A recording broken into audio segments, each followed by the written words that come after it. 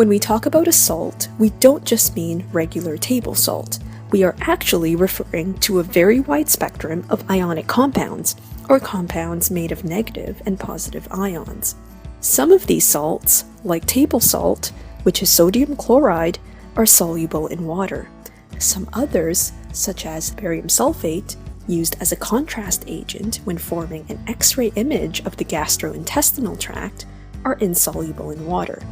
In this lesson, we will learn two different methods to form and isolate soluble salts. You have likely encountered copper-2 sulfate either as crystals or in solution, but have you ever wondered how it is made? Did you know that you can make your very own copper-2 sulfate crystals? Add 2 scoopfuls of copper-2 oxide, which is a black powder, into a beaker. Then add sulfuric acid so that all of the copper-2 oxide powder is covered and a bit more. Mix with a glass rod. Not very exciting, is it? But if you heat this over a roaring Bunsen burner flame while stirring, it turns bright blue. This is how you know that the reaction is complete. Let's remove it from the heat and let cool while we discuss the chemistry of this reaction. Copper-2 oxide reacted with sulfuric acid to give copper-2 sulfate and water.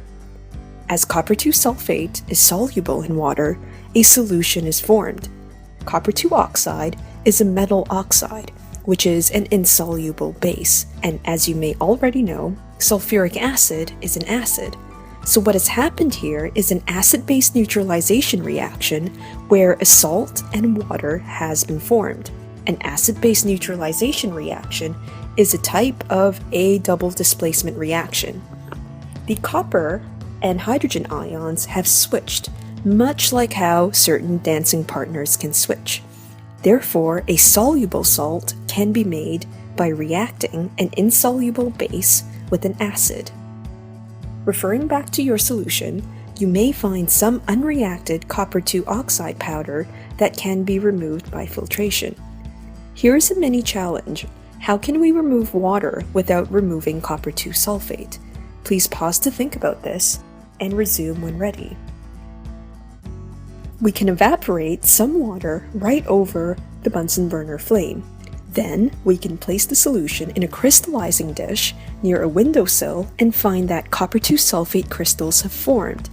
These crystals are bright blue, and you may notice that they have an irregular rhombus shape. We can also make soluble salts by reacting a soluble base or an alkali with an acid. We will make sodium chloride by titrating hydrochloric acid with sodium hydroxide. Remember to add phenolphthalein so we know the endpoint of the titration. Can you remember the correct color change? Pause and resume when ready. Phenolphthalein goes from colorless to light pink at the endpoint. However, we don't want pink crystals, so we must make note of the amount of sodium hydroxide used in the initial titration and repeat the titration without phenolphthalein. Here is a challenge. Can you write the equation for this reaction, just as we did in the first example? Use a piece of paper and a pencil, pause the lesson, and resume when ready. The answer is, this is a double displacement reaction whereby the hydrogen and sodium ions have switched. As sodium chloride is soluble in water, what we get is a solution of sodium chloride. This is also an acid-base neutralization reaction, yielding a salt and water. Now, we can evaporate as much water as possible and let sodium chloride crystallize over the next few days in a crystallizing dish. Unlike the copper-2 sulfate crystals, sodium chloride crystals are white, smaller, and have a cubic-like structure. So there you have it. 2 soluble salts have been made by acid-base neutralization and isolated. To recap, we can form soluble salts by the reaction of an insoluble base with an acid and the reaction of a soluble base or an alkali with an acid.